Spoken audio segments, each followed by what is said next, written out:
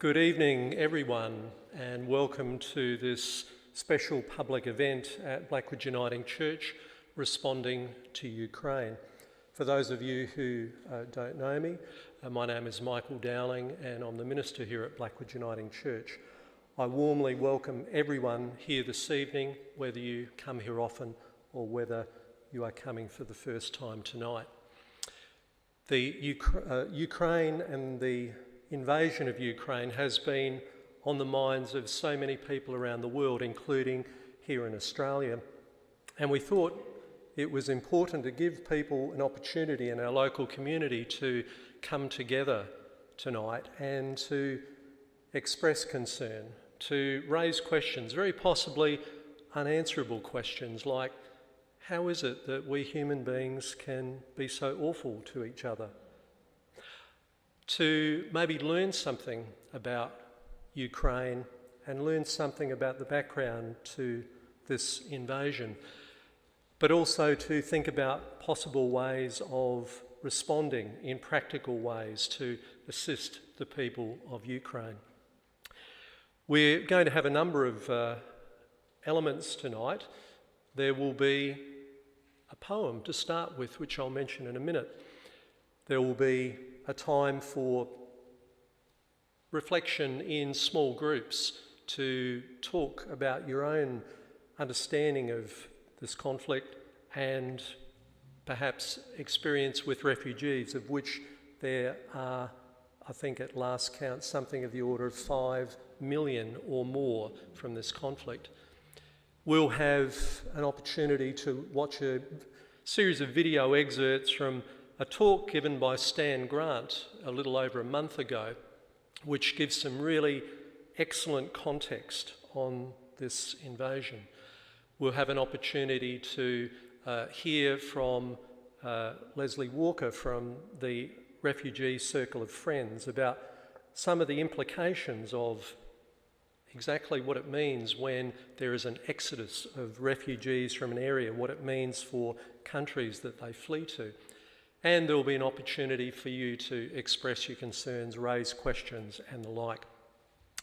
But to begin, I'm very fortunate in that when we advertised this event, I had contact from a local lady, Diane Howarth, of Ukrainian extraction.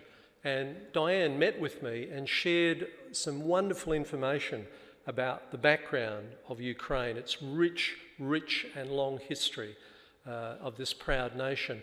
She shared her father and his background as a Ukrainian freedom fighter, but she also raised a couple of things that were very helpful for me and may be helpful for you. I can remember myself as a young person, I think I had it embedded in my head. My parents would occasionally talk about countries in Europe, and sometimes they'd refer to the Ukraine. And so that sort of got in my head, and I know that periodically people refer to it both as Ukraine and the Ukraine. Now, Diane pointed out to me it's not a grammatical nicety.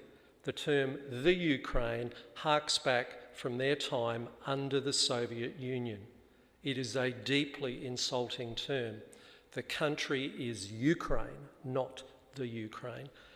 She also shared with me some aspects that were truly extraordinary. How back in 1994, at the fall of the Soviet Union, the government of Ukraine said, look, we've got a whole lot of nuclear weapons on our soil as a result of having been part of the Soviet Union. We don't want them. What we want is security for our nation.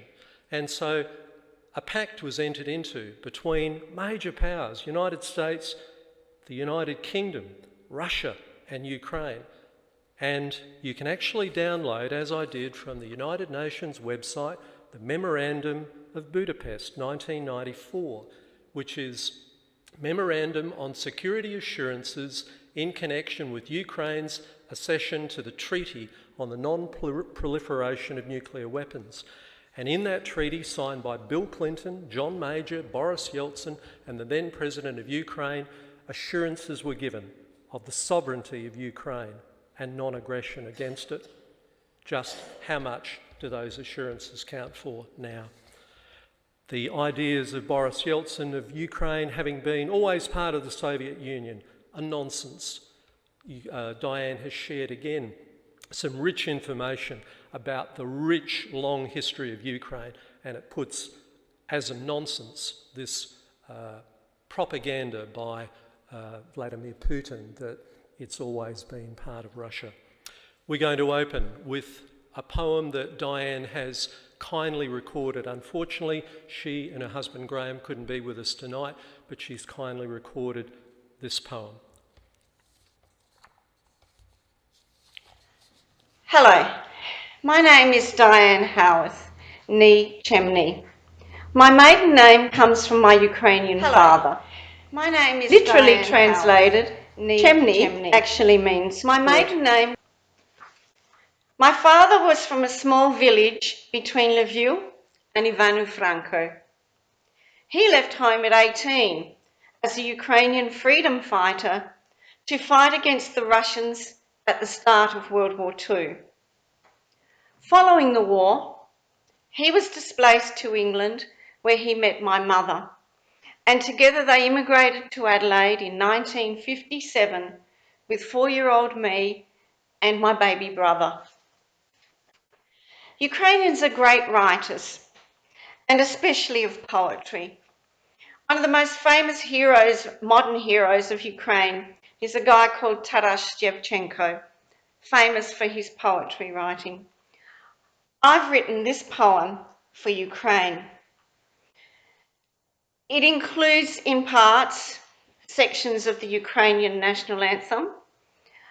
And when I read that section, the next line underneath is going to be the translation. The rest of the poem is mine. Ukraine and me. Ще не вмела Україні, ні слава, ні воля. Literally translates to, Ukraine is not dead, nor its glory, nor freedom. The most passionate of anthems for all to uphold, our people so proud as they chant loud and bold. Душу і тіло ми положим за нашу свободу. Translate to, we'll not spare neither our bodies or souls to get freedom. Our rights to our land control our thoughts and dreams. Leave us alone. Forget the barbaric schemes. As the world watches on, whilst great leaders pontificate, too many lives are lost while they just talk and deliberate. Too many tears, too much heartache, unrelenting trauma through my body cascades while Ukrainians they cruelly slaughter. It's 2022. What the bleep is happening? Is compassion diminishing and humanity flattening? Don't tell me it's complicated. I get all that and more. Ukrainian politics and history are complex for sure. But Ukrainians are inviolable. They love to dance, sing and write. Together they will hold strong and with vigour will fight.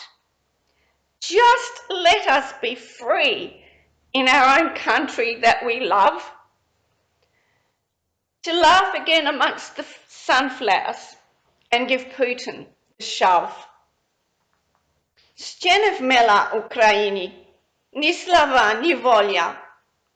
Ukraine is not dead, nor its glory and freedom. The despair that I feel for the memories my father sacrificed, while what Ukrainians are paying now is horrendously overpriced. Slava Ukraini, which means glory to Ukraine. Thank you.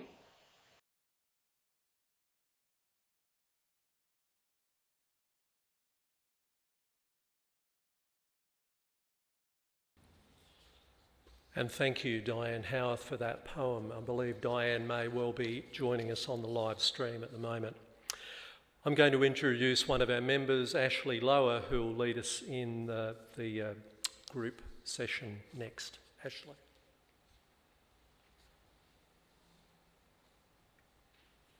Good evening. You know, there are times in the last few weeks where I haven't been able to.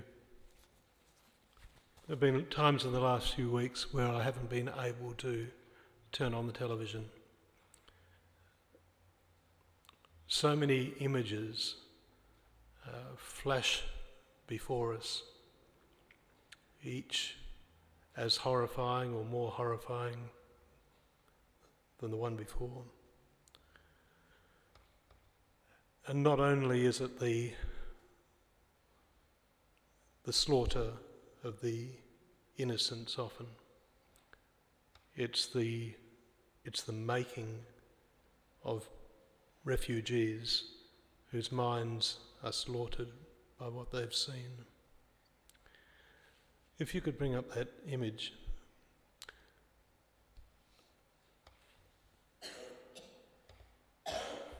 I drew this the other day,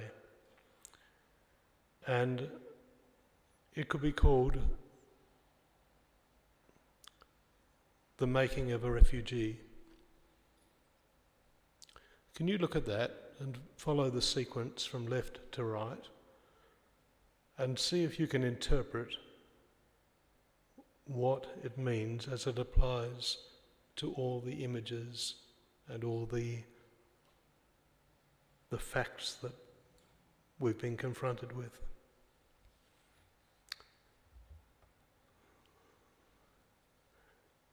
I suppose we're having to make sense of something that 6 weeks ago we didn't know we had to make sense of. And in a way, there are lots of interpretations we could make.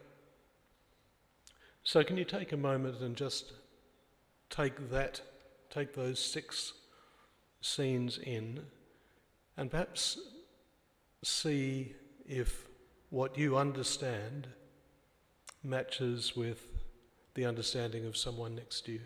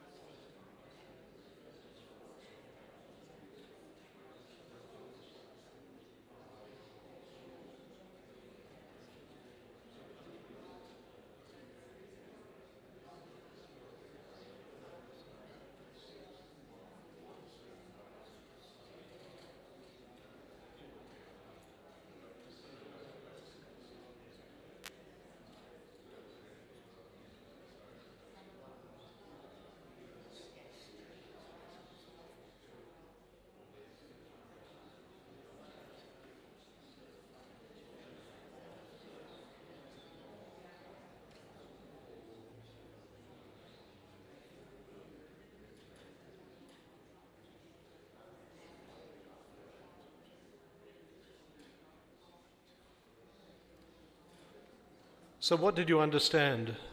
Can anyone offer me an explanation? Well, I think there in the first circle is the people of Ukraine, you know, and they're in there, what they believe was a secure country for them. And then the next one is where something's come along and, you know, blown their circle apart and they're, you know, being pushed out of it or running from it.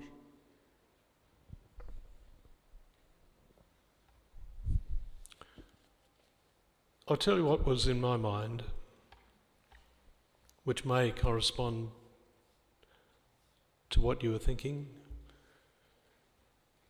So it's significant, the colours are significant, the diminution of the dots and the growing in strength of the lines.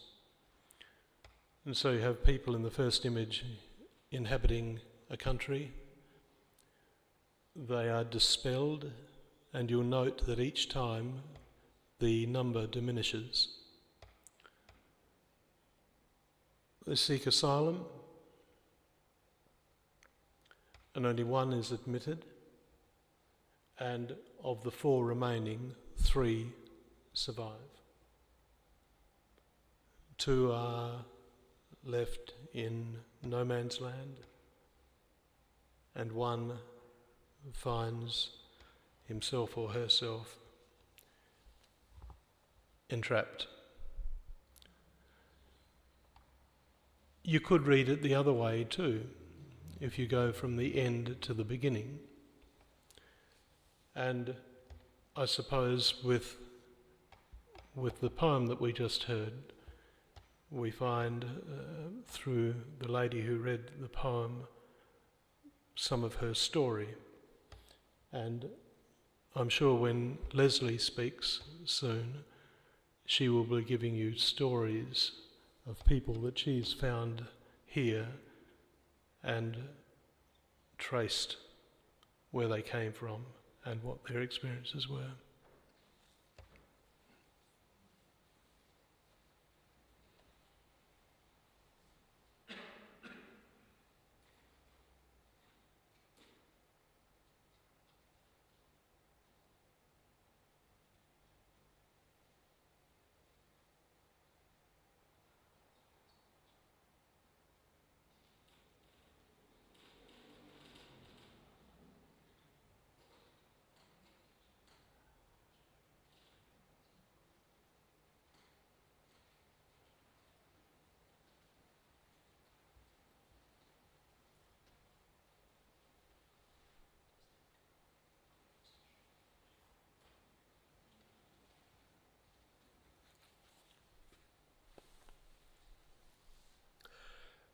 We're going to move to a little bit of a different type of part of the event tonight. Some weeks ago, Stan Grant gave what is termed the Wilkes Oration for the year, and a number of people here went to it, and it is a magnificent, magnificent oration. And a significant part of it dealt with the background in which he gave his speech, and that was the invasion of Ukraine. This is some excerpts from the Wilkes Oration by Stan Grant. So let's watch and listen.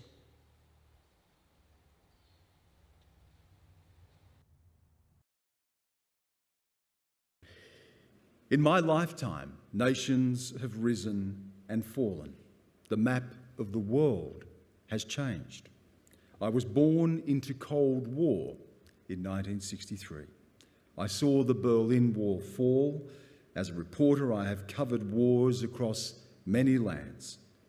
And now we talk of Cold War Mark II and fear the global war to come. Russia, as I speak, is bombarding Ukraine.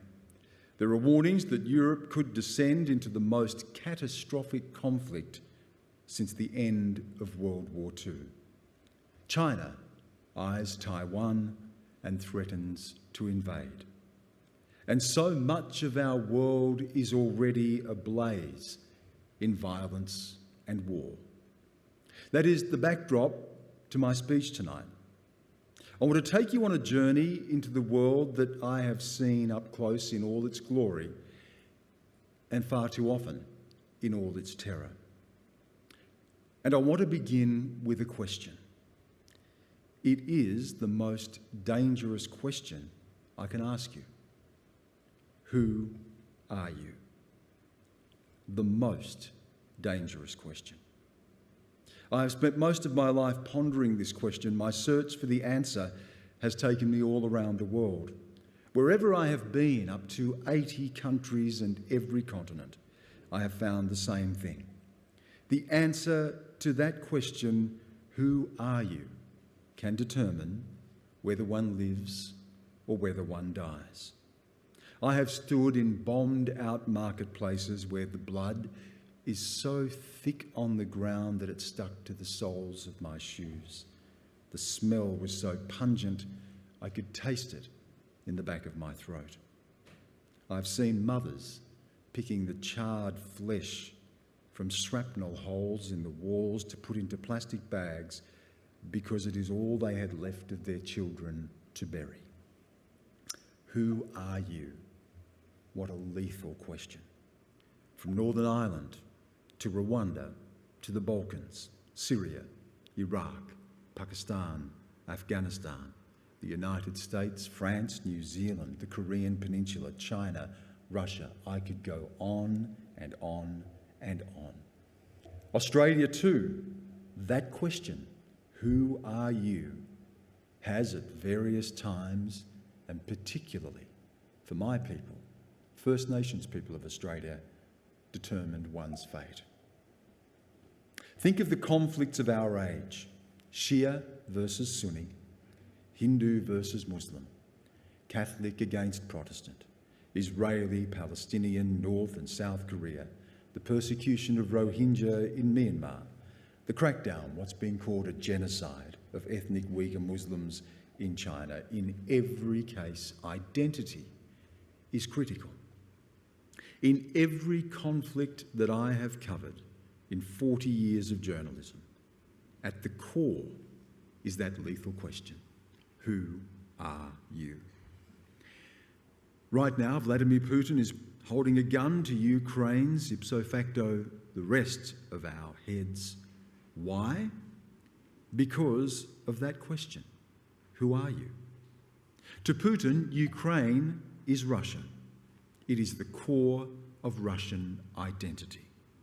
Kiev is the mother of all Russian cities. They are one and the same. He has said it very clearly: Ukraine has no sovereignty apart from Russia. Putin has the whiff of history in his nostrils. The French philosopher Jacques Derrida spoke of people just like Vladimir Putin, those, he said, who have the bread of apocalypse in their mouths. The bread of apocalypse in their mouths. They are the people formed by history, haunted by history, as Derrida would have seen it. History is a ghost returning over and over. Derrida asked, what does it mean to follow a ghost? We are persecuted, he said, by the very chase we are leading. The future comes back in advance, from the past, from the back.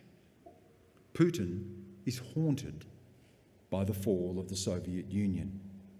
He has described that moment that ended the Cold War as the greatest geopolitical catastrophe of the 20th century. Don't think, though, that he yearns for the return of communism. If you don't feel nostalgic for the Soviet Union, he once said, you don't have a heart. If you want it back, you don't have a brain. What he does seek, though, is to recover what he sees as Russia's lost glory. Putin believes he is the inheritor of the legacy of Catherine the Great. Russia, he says, was humiliated at the end of the Cold War. Encroachment and enlargement of NATO he sees as evidence of that humiliation. Ukraine's drift further west and its aspiration, albeit distant, to join NATO is a bridge too far. Putin has declared himself, if you like, defender of the faith. And indeed faith, Russian Orthodox Christianity, is central to his conception of national identity. Reviving the Russian spirit and settling that question, who are you? Let's talk about Putin because he speaks so powerfully to the global phenomenon of what has been called the return of the strongman. Let me recount a little story that tells us a lot. It is a glimpse into the mind of Vladimir Putin. Let me take you back to an earlier crisis in 2008. Putin is preparing to invade the former Soviet state of Georgia, just like today, to secure 2 breakaway enclaves. Again, with echoes of this crisis, the Western powers were aligned against him. He was warned that any action would bring severe consequences. He was denounced as breaching international law. Putin invaded anyway. As the crisis intensified, he had a phone conference with an anxious Georgian president, Mikhail Saakashvili, who stood then where Ukrainian President Volodymyr Zelensky stands today. Saakashvili stressed to Putin that the West was lining against him. He pointed out commentary and newspapers telling him to back off. "Do you see these statements condemning you?" Saakashvili said to Putin. Here was Putin's reply, and I apologise for the indelicate language. "Why don't you roll up those papers and stick them in their arse?" Saakashvili is fond of recounting that story with a chuckle, but it underlines how single-minded and ruthless Putin can be. Interviewed by Time magazine in 2014 as Putin first rolled troops into Ukraine, Saakashvili warned that the West failed to understand Vladimir Putin. Western leaders misread him, underestimate him and his resolve. Saakashvili said, "In the struggle between Russia and the West, Putin will keep winning." This isn't to laud Putin. His interest is power and how to hold on to it. As Mikhail Saakashvili told Time magazine, he likes to lie. You can see it on his face. It's not like a poker face. It's, "Okay, I'm lying." Who is Putin? What does he believe? There is a simplistic caricature of the anti-Western authoritarian demagogue intent on war. Like all caricatures, it has elements of truth. He has made war, he is making war now. He is authoritarian and has cracked down internally on everything from LGBTIQ communities to what he considers subversive rock music. He has locked up rivals and, like all demagogues, has cultivated his own cult of personality. But he is much more complex, contradictory and canny than that snapshot. Vladimir Putin was born into the Communist Party. His father was a party member and was part of the feared NKVD, the party's law enforcement arm, which included a secret wing known for political repression, murder and assassinations. Putin's grandfather worked as a chef for both Lenin and Stalin. But as I have said, Vladimir Putin is not a communist ideologue. Putin has been a work in progress. Philosopher Michael Elchaninov has traced Putin's intellectual journey in his book Inside the Mind of Vladimir Putin. He charts how Putin came to power in 2000, disavowing ideology. He was seen by some as potentially a liberal Democrat, opening Russia up to Europe. He said then Russia was a European country. Putin, even for a while, kept in his office a bust of Peter the Great, the 17th and 18th century Tsar who turned his country to the West. But Putin has always been many things to many people, a pragmatist and a shapeshifter. Elchaninov says, above all, Vladimir Putin is a realist. He adapts his discourse according to circumstances and refuses to be bound by any ideological shackles. He has refined his worldview over his 2 decades in power. By his 3rd presidential term in 2012, after a stint as Prime Minister, Elchaninov says the Russian leader was about revenge. Revenge against those protesting his return to power and revenge against the West. What does matter to Putin is patriotism, power and identity. Who are you? The US talks a tough game. It rallies its allies. It hits back with sanctions. It moves its troops around the world, but it won't fight. President Joe Biden said as much. He will not put American lives on the line to defend the sovereignty of democratic Ukraine. That is an invitation to Vladimir Putin. Xi Jinping would be wondering if the US will spill blood to defend Taiwan. The last they saw of the US military, it was retreating from Afghanistan, and after 20 years, the Taliban was claiming victory. The question now is, what happened to America? How did the world go from the unipolar moment to the end of the American order? Where to begin? 1991? The US had an opportunity then to bring a humbled Russia in closer to the West. It was an opportunity lost. The likes of Putin and Xi sensed their moment. And we are left with the question, where did America go?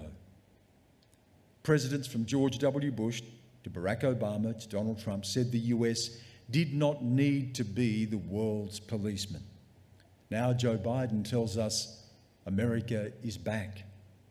How the poor, suffering people being bombarded in Ukraine must desperately hope that is true. The West is so unsure of itself. The war in Ukraine is a war the West does not know how to fight. It is not just about territory or borders or resources or power. It is existential. It is about identity. Who are you? Vladimir Putin, as I said, has made it clear Ukraine is part of the soul of Russia. Yes, he's made security demands. He wants the West out of what he sees as Russia's sphere of influence. He wants a cast-iron guarantee that Ukraine can never join NATO. But it is the why that is more important than the what here. Why? Because to Putin, there is no Ukraine without Russia. They are one. Putin sees Ukraine as Russian land, essential to Putin's idea of what he calls Ruski Mir, Russian world. It is about Russian language, culture, it is blood and soil. It is mythological. Ruski Mir is holy. To Russian nationalists like Putin, Ukraine belongs to Russia. This is why Putin famously said that the greatest collapse of the 20th century was the collapse of the Soviet Union. Why can't the West fight this? Because the West doesn't even understand it. The West is meant to be a place beyond identity. This is everything the West is not. The modern West grew out of Reformation and Enlightenment. It was about liberation. In the West, we change citizenship, we move countries, we swap or abandon religions. Pluralism and multiculturalism, the hallmarks of our success. We celebrate diversity as a strength. But the success of the West poses harder and harder questions on us. Liberal democracy is staggering under the weight of growing inequality, contested rights, and political tribalism. What binds us? We appear ever rootless, not rooted. Not everyone, of course. Roots do matter to some. But liberal democracy can leave us unmoored. It hollows out our communities, it mocks tradition, banishes faith from the public square. Liberalism elevates the individual to the point of alienation. The modern West is less village square than it is city centre. Yes, there are somewheres, as the British writer David Goodhart put it, but inexorably, we seem to be on a journey to anywhere. This is a demographic, economic, and cultural fault line that runs through the liberal, pluralist West, and it is increasingly political. It is a battle over what the West is and who is prepared to defend it. It cuts across religious freedom, LGBTQI rights, race, gender, and class. It divides the rural populations from the urban. And Vladimir Putin sees it as a weakness. He has castigated the West for its culture wars and its corrosive identity politics. Meanwhile, Putin himself plays identity writ large. He plays it hard. When it comes to national identity, when it comes to Russian civilization, Putin shows none of the self-doubt that he sees in the West. Putin is a product of our age. As globalisation has continued apace, there has been a blowback, a return to borders, tradition, religion, race, the return of the tribe, and it has set the world on fire. The Nobel Prize-winning economist Amartya Sen best summed up this with his phrase, solitarist identity. What did he mean? He means that our world turns toxic when we are reduced to one essential thing, our race or our religion or our nation. Then he says we fail to see ourselves in each other. This is where identity meets violence. Solitarist identity, Sen says, kills, and it kills with abandon.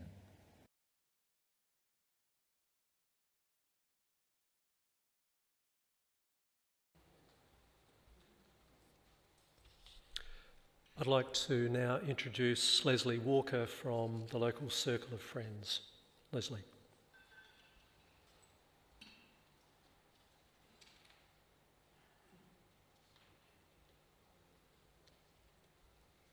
Thank you, Michael. Good evening, everyone. Yes, I'm a member of the Blackwood Hills Circle of Friends, and there's a few of our members here tonight. And we meet monthly.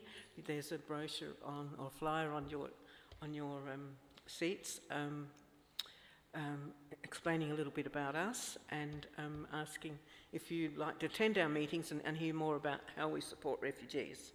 I've just left my glasses in my bag.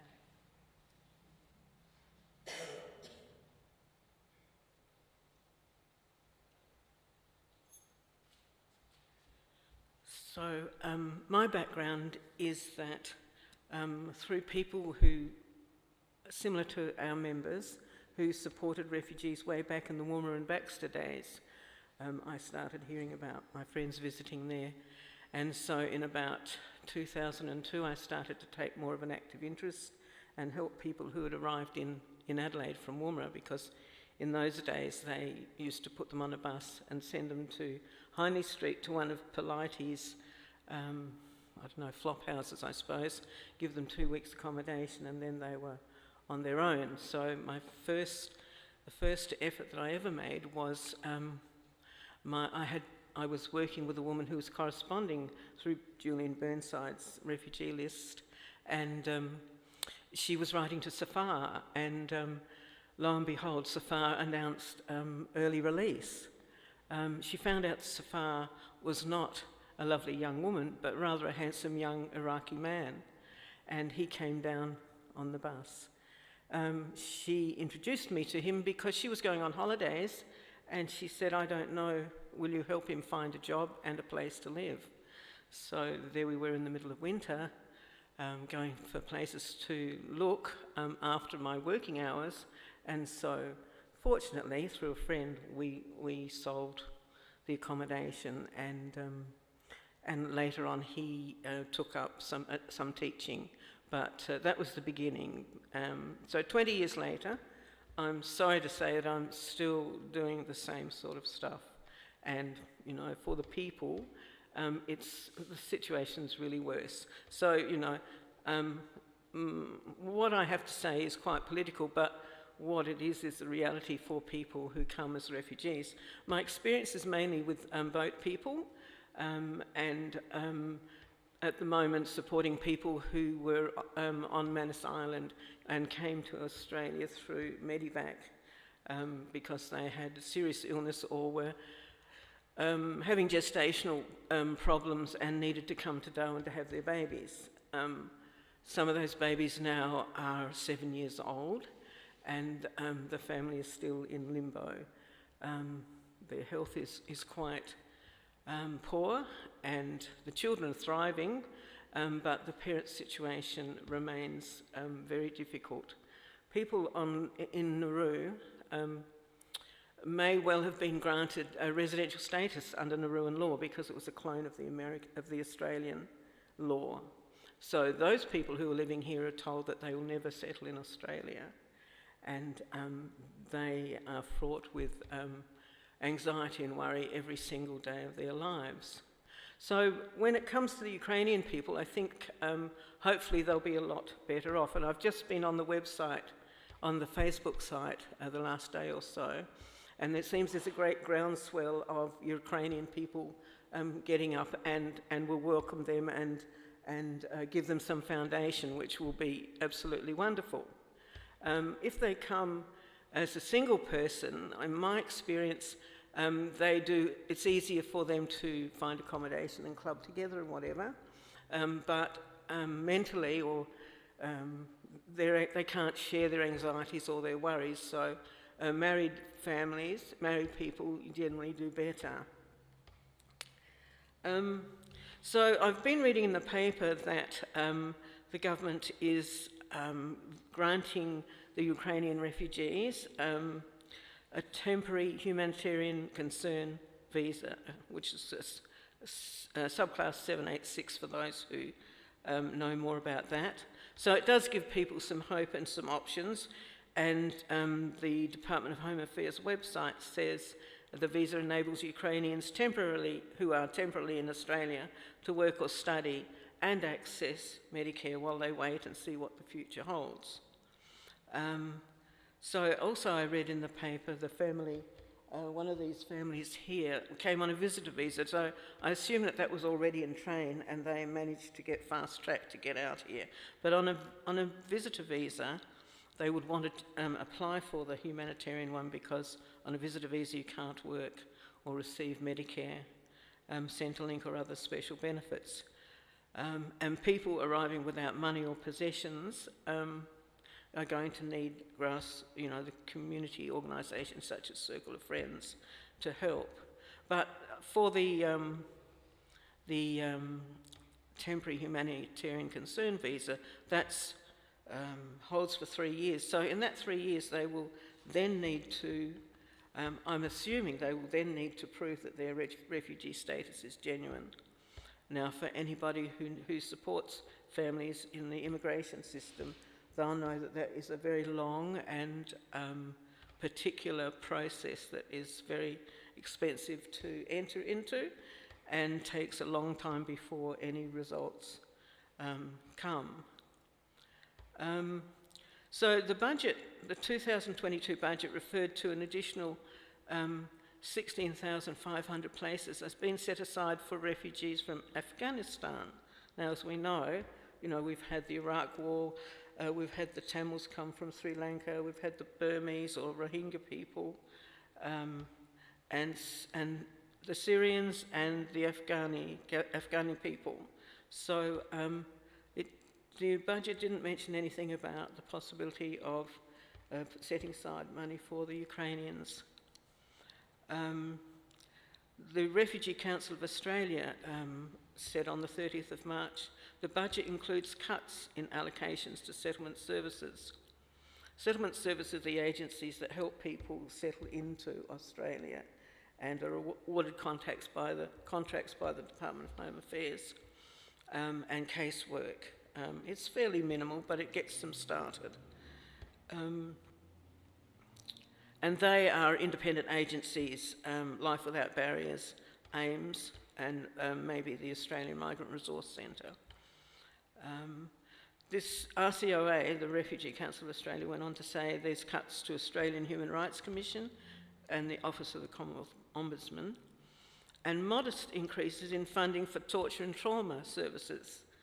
And I thought that was interesting because we're looking at people who have been, hugely traumatised, and, we who've never been so badly traumatised find it really difficult to understand how frightened and scared the people will be, and their emotional fallout for the rest of their lives, really, let alone for their children who are, comprehending that their parents are separated and very upset.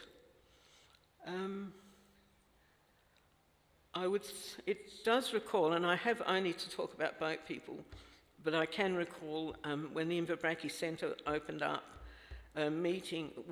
I belonged then to the Hill Circle of Friends, and we used to go and organise visits to there. And I'm sure some of you visited people in that centre as well.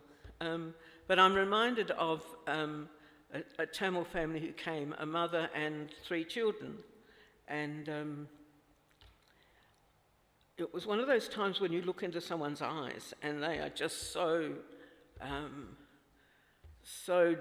desperately hopeless almost, and their eyes very deep, and when someone's traumatised. So this woman, her husband had been part of the Tamil Tigers, I think, and an officer and well respected there, and he had disappeared, so he was probably dead, but I think they have always lived in hope.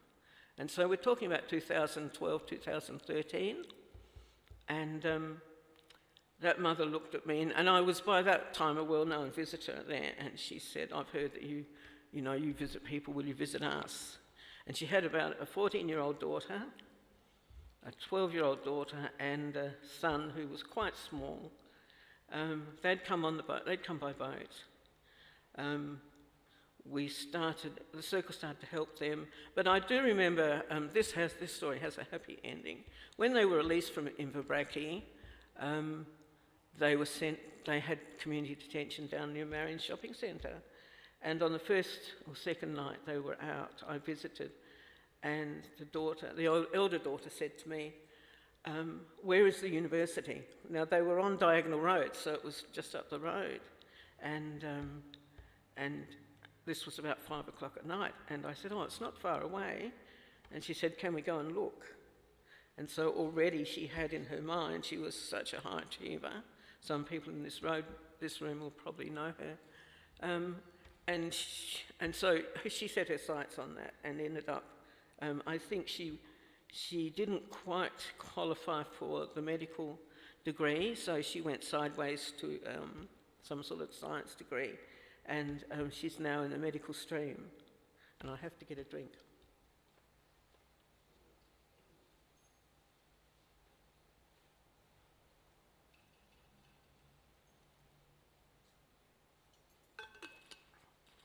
So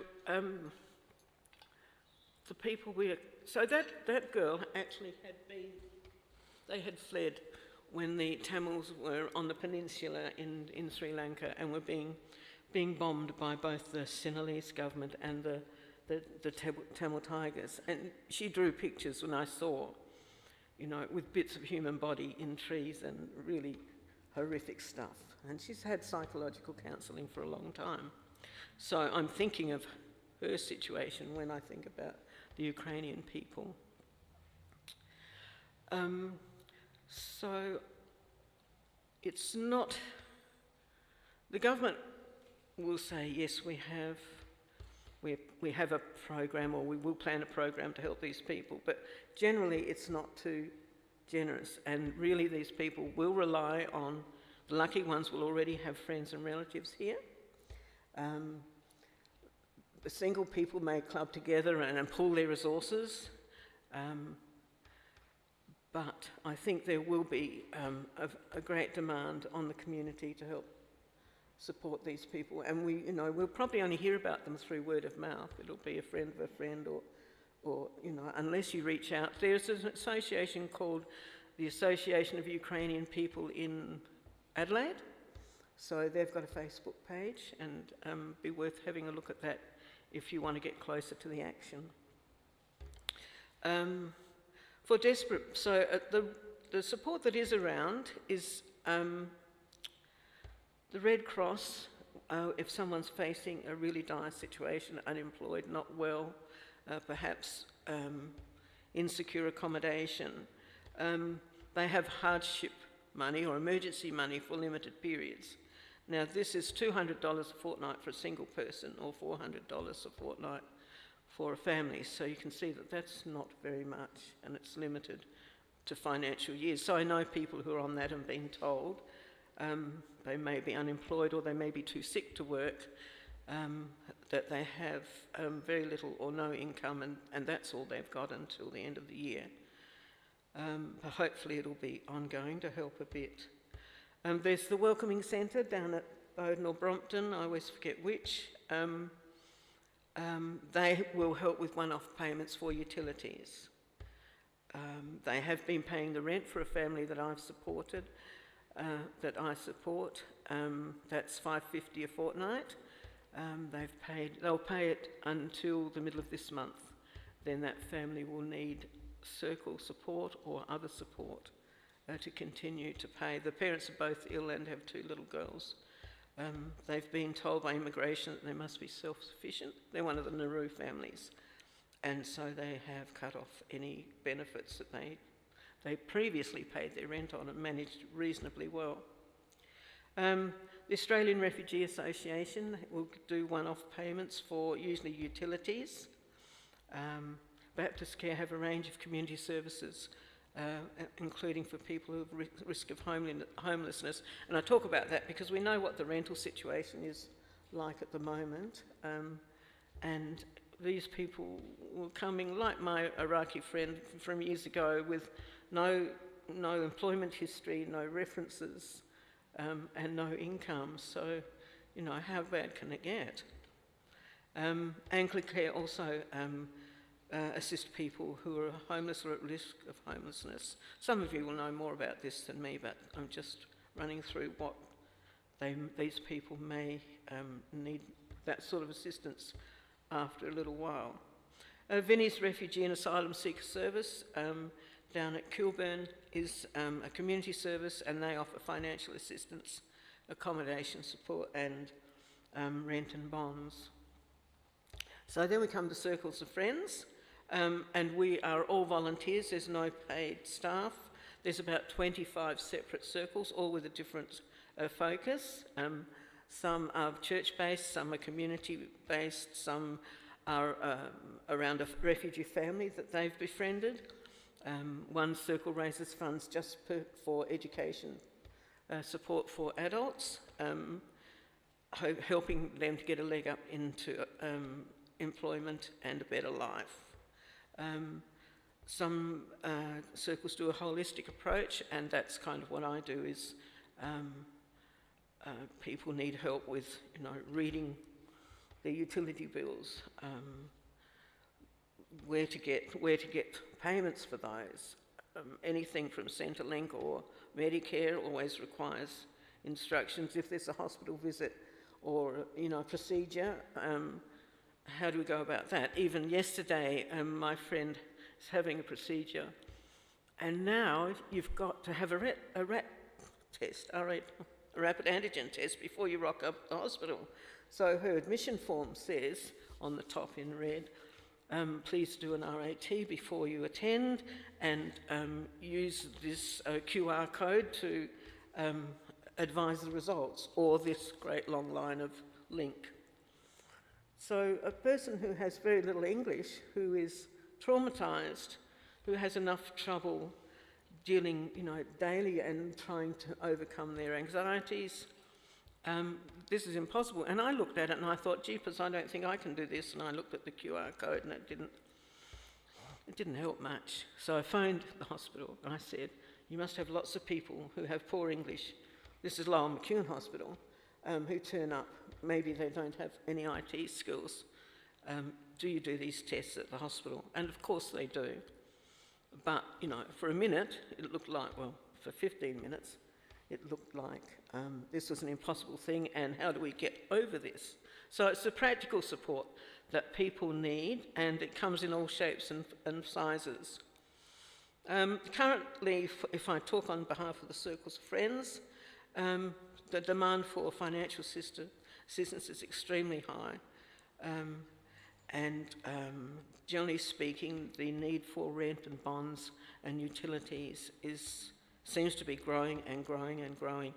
We can do food bank vouchers, that works really well, but there's still car registration or repair or pharmacy accounts for many people who've been unwell. the STARS, which is the Survivors of Torture and Trauma Assistance and Rehab Service, has a waiting list. The funding is tight, so they, from the budget they're going to get a little increase, but already without any more people, needy people coming, they are struggling.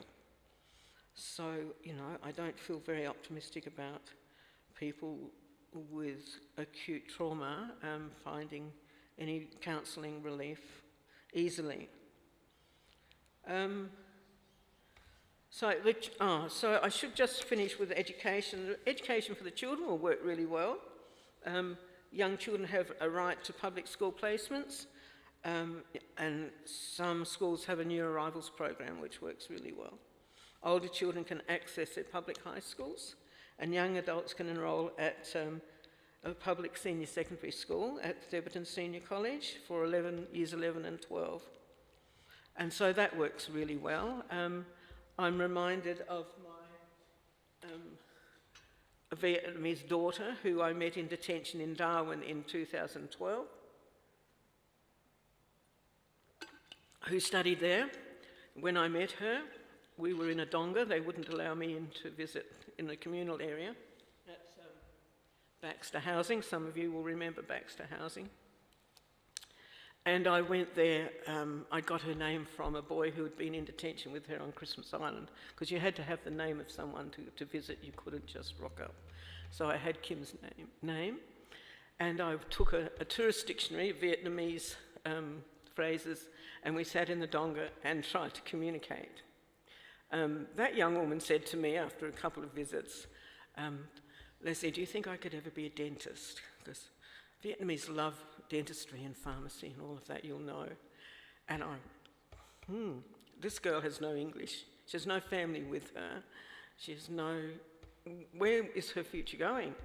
And so, of course, one wanted to be encouraging. I said, well, it'll take a long time and you'll need really good English, but yes, it's possible.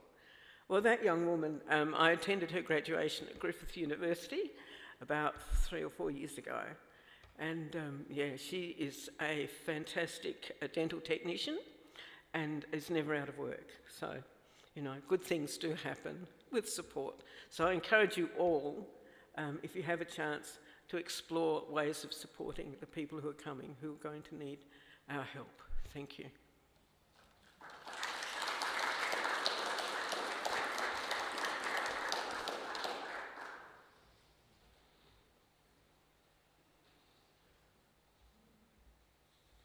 Thank you, Leslie.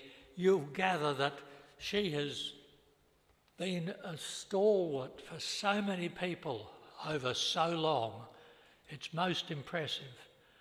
And it's not easy. In a minute, we'll suggest that you prepare yourself for some questions for Leslie and for Michael and for Ashley. Basically, we'll start with that question, who are you?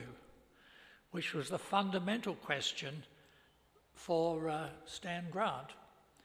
But I'm thinking about those 4 million refugees too who fled the Ukraine, and almost all of them women and children, and almost all of them wondering, what happened to my dad?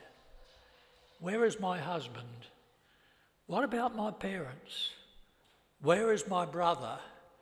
And the pain of that uncertainty. I know it to some extent firsthand because I was a boat person too. My brother and baby brother and mother and I were on the last boat out of Rabaul before the Japanese came in. And we didn't know. Well, it was the end of 1945 when I was called to the principal's office and wondered what I had done, and he told me my father was dead. So all those years not knowing, and the impact on my mother especially, and there are 4 million people right now in Ukraine, in Poland and Hungary and Romania, facing that uncertainty.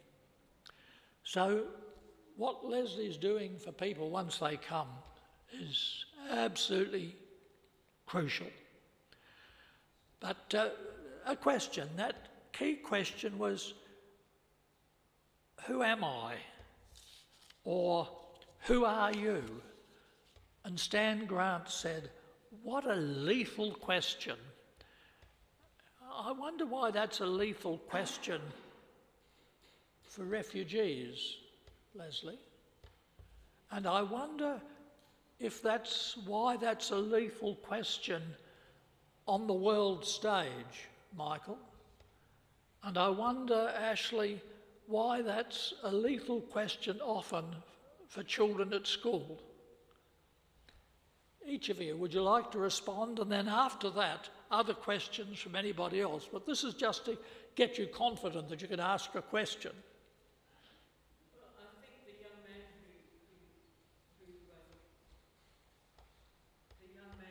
who committed suicide in Villawood this last few days, he was Iranian. He'd been in there in detention centre for 2 years. I think he'd lost his sense of identity. He had become a case number to shuffle around. The people from Nauru were given numbers and called only by their numbers, addressed only by their numbers. Children were addressed only by their numbers. So the Australian experience, let's hope that this doesn't happen to the Ukrainians. Let's hope they have a far better experience and that their immigration journey is far easier than it has been in the past. And Michael, while you're holding the mic. Thinking about that question, who are you, and how dangerous it can be, according to Stan Grant's very broad experience around the world, I think back to the Universal Declaration of Human Rights that came after the Second World War, where it was deemed that people have inalienable rights to live, to love, to not be persecuted for their beliefs, for their ethnicity, the colour of their skin, that there's something about us human beings that transcends our differences and unites us. But there is this very ingrained thing within human beings, from both evolutionary and historical realities, of tribalism. Are you in my tribe? If you're not, who are you? Do you have my skin colour? Do you have my religion? If not, who are you? And what about for young people?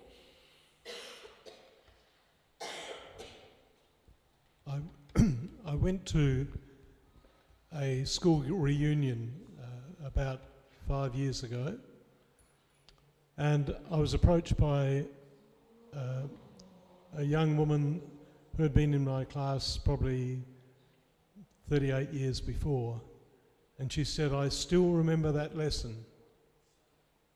Apparently, and I do remember, I had been talking to the class, and I said, "Oh, just a minute," and I went over to a door at the side, and I knocked on the door as if the knocking were coming from the outside, and I opened the door.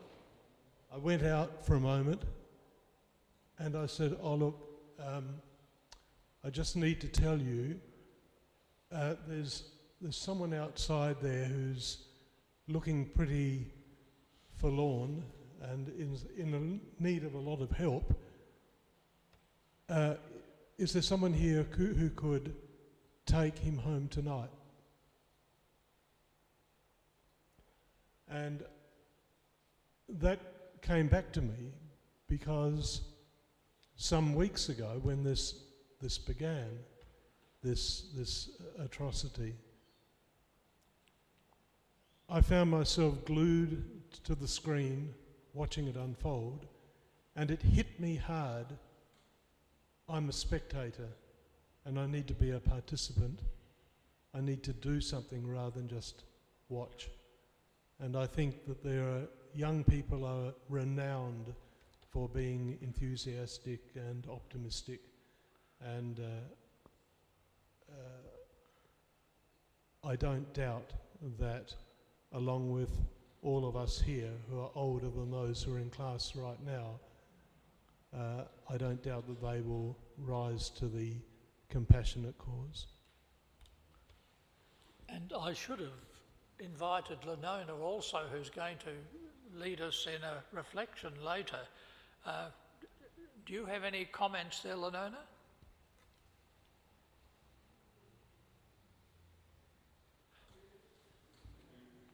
Far away, Lenona. I didn't hear that bit. I just want to recount an experience that both Karis and I had. We went through Russia about 3 years ago on a river cruise, and that was great, and don't wish to talk about that. But what an experience out of that was there were a number of young people on the boat that were serving as waitresses and waiters and so on. And they're all from different parts of Russia. One night they all dressed up in their national dress, and it was beautiful. The young girls had these beautiful coloured dresses and hats on their hair and so on. It was just like magic, something that we're not used to. I asked one of the girls, who had very blue eyes and blonde curly hair and in a Ukraine costume. I asked her where he's from. I didn't know it was a Ukraine costume. She said, I'm from the Ukraine. I said, well, that's interesting. And she emphasised the Ukraine. And she then added afterwards, but I'm Russian. And that was the first time that perhaps we had understood that there were internal pressures in Ukraine that were forcing people to say who they were. And so we're all confronted. With the story question, who are you? Yes. Would you like to respond to that? Yes, because I saw you nodding earlier. That's the worst of nodding. Hold on a sec. Sorry about that. I assume you mean when Stan was speaking, the nodding. Look, I mean, I think my reflections, so my name's Rachel, and I spent considerable time working in Africa and global health, and so I've spent a lot of time in refugee camps. I also happen to have extended family member who's Ukrainian, my brother's partner, and so her brother has been conscripted into the war, and her parents have stayed and fought. So I'm finding this quite personal at the moment, living this, both having been in refugee camps and thinking about that first-hand experience, but also with a family member who has to think about a brother each day. So look, I mean, reflecting on who are you, I think I'm always impressed by our common humanity and the things we have in common when we are challenged. And I think one of the things I observe is that whilst there are many challenges in Australia, we do have an incredibly blessed life for the most part. And so we perhaps lose some of that positivity and what can I do? How can I help? What are the practical things that I can do? For me, it was obviously going and doing global health. For you, it's been very much about how you can make people feel a part of the wonderful community we have here. And so I guess my reflection really has been, who are you? Well, I'd like to be someone who makes a difference, and I'd like to be around people who want to make a difference in whatever way that they possibly can. I hope that nodding was well intentioned. Thank you. Any questions for any of the speakers now? Or just questions or comments? Yes, whatever. Well, Stan Grant said, the West is supposed to be a place beyond identity, like we've got pluralism and multiculturalism, but liberal democracies are staggering under the weight of increasing disparity. Liberal democracy can leave us unmoored. In other words, not sure who we are. Anybody will want to respond to that very challenging suggestion.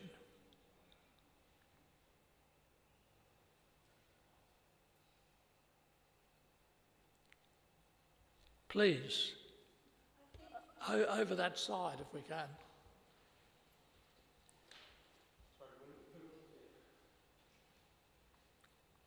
I think we saw this when the lockdowns came into Australia with the states.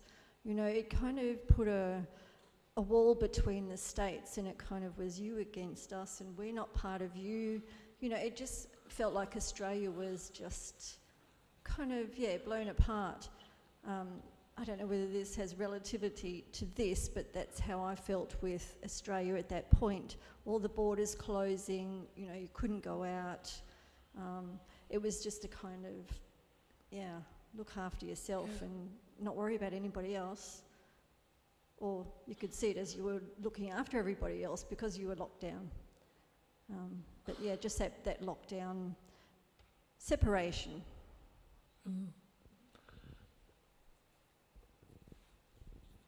Anybody else?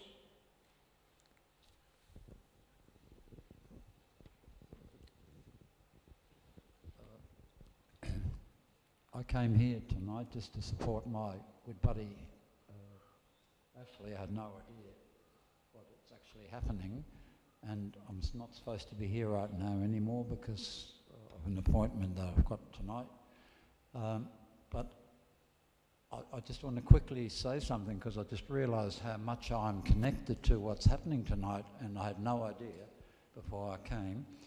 But I'm a refugee from Eastern Germany when the Russians came, and we became instant refugees, just like I'm seeing now on television. Right? I was 1 year old. My mother took 3 of us from our estate, which was quite wealthy, with a suitcase. Just what I'm seeing here, or seeing on the television. And she took us to Dresden. That was the nearest escape city from where we were dispelled. And I was actually in Dresden, 1 year old, in a pram under a wet blanket when the British firebombed Dresden, and well, I'm here, otherwise I would have been burned up like so many other thousands of people that night. And here I am, and I'm sitting next to my best mate here, Ashley, who I taught with and got to know. And so I thought I'd just quickly tell you that, because I'm just amazed how I'm connected. And this is Malcolm, isn't it? Malcolm, yes. Yeah, you know me, don't you? Con Hire, Oh, student Con, councillor. yes. I know this man very well, and he was looking after all the student councillors many moons ago, and I remember clearly one thing that he said at one of our training sessions, and Malcolm, you can repeat that story in a minute because you'll know what it is, about a man in the pit and different people walked past, and then in the end somebody actually reached down into the pit and pulled the man out. Do you know that? Okay, you share that with the group because it's very powerful, but I'm going to have to leave you and go. I'm old enough that I've forgotten what I said last week. Any other questions?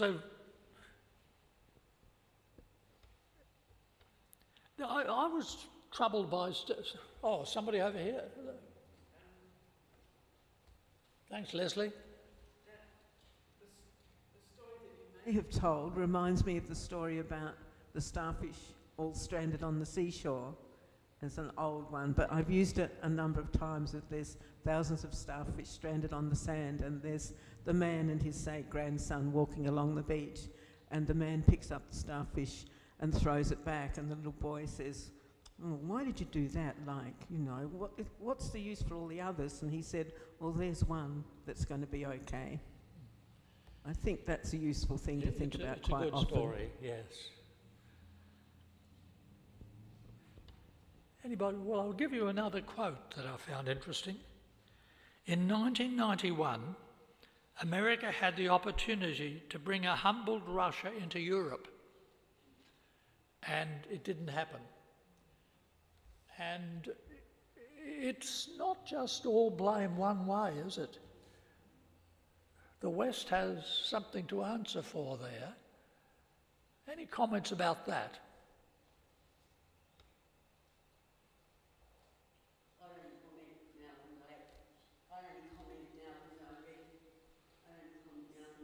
I've actually read a lot about it, and that was one of the things I read about, was the fact that the West and the United States in particular did have the chance of actually bringing Russia in from the cold, as it were, and it didn't.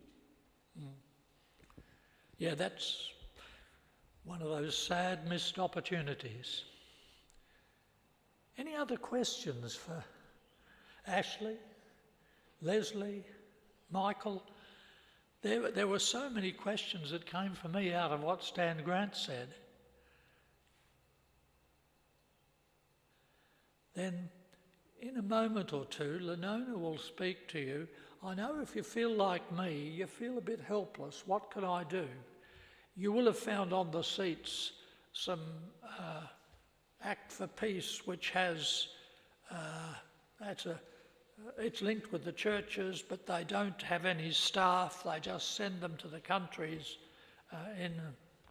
The first money went, I think, to Hungary. So there are envelopes there, can go in there if you wish to, but you might like to give to somebody like Médecins Sans Frontières, who have a team already working in the Ukraine, or to Amnesty International.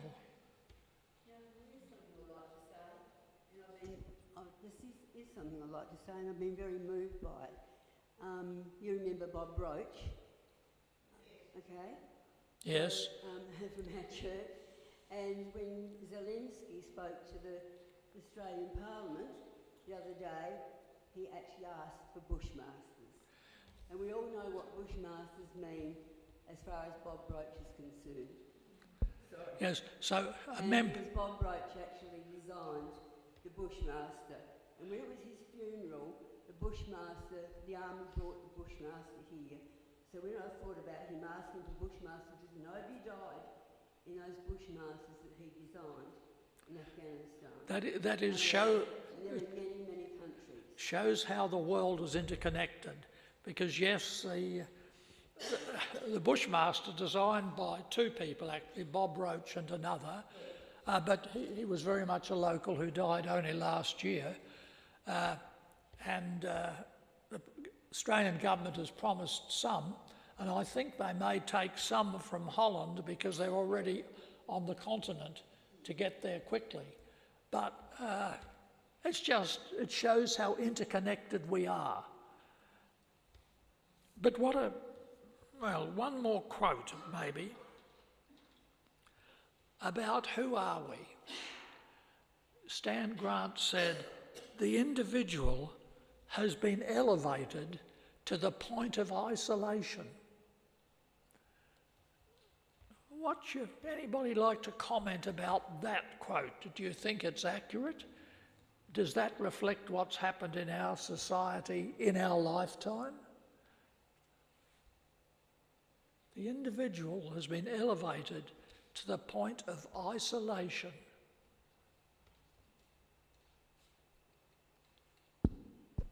Comment that I'd make, Malcolm, is there are some countries in the world that seem to be more notable for the cult of individualism than others, whereas some countries are more a collectivist type of culture where it's the community that is most significant rather than the individuals that comprise it.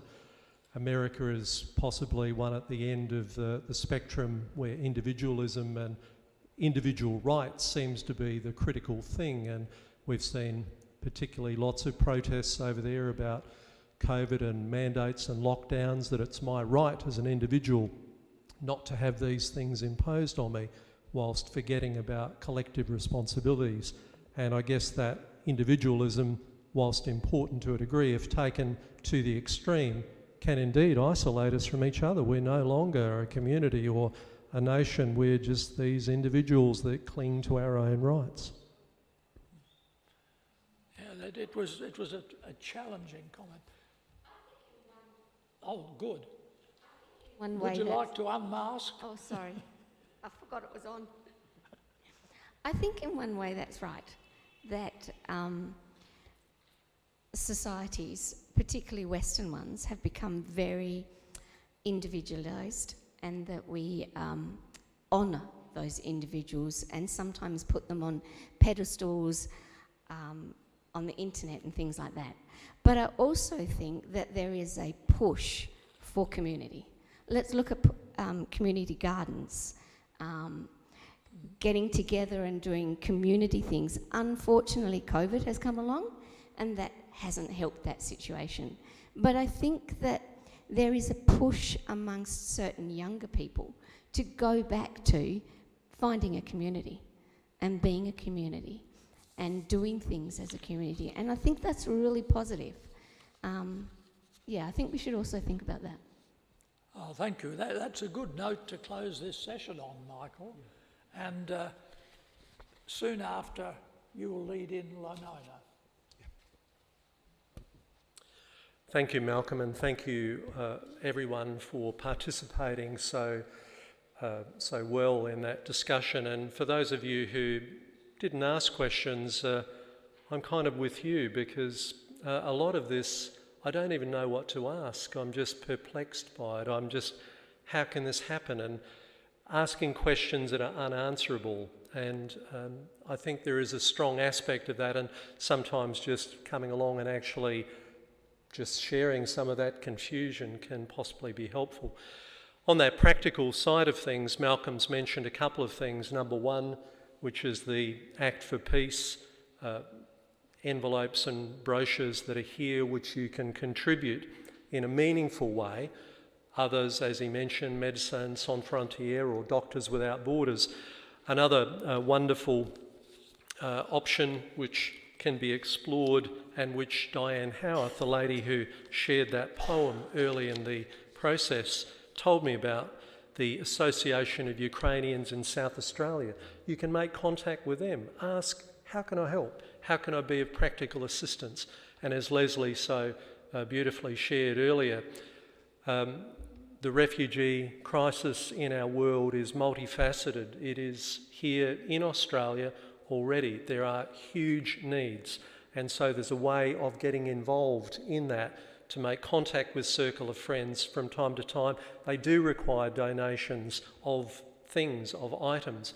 And most certainly as we start to receive into Australia the influx of refugees from Ukraine, they will need your help. So there are practical ways of helping.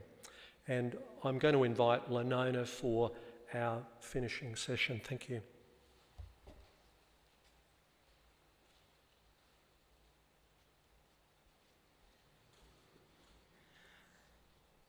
There are lots of me's around here, aren't there? We're all single, individual people, but when we come and join together, because we know that we share a common humanity and we want to be able to find ways of relating to each other and to the situations around us, there's hope, isn't there? One of my questions, I'll just throw that into the mix, and I have no idea what the answer is, and I don't suppose anyone else is. What is Putin thinking of flattening Ukraine? I mean, it's not going to be much good to the Russians when there's so much rebuilding, and for the Ukrainians to have to come back with their cities and homes and so on absolutely destroyed, but I'll leave that there. You would have seen we've got some candles here, and Tim has also, actually I'll just,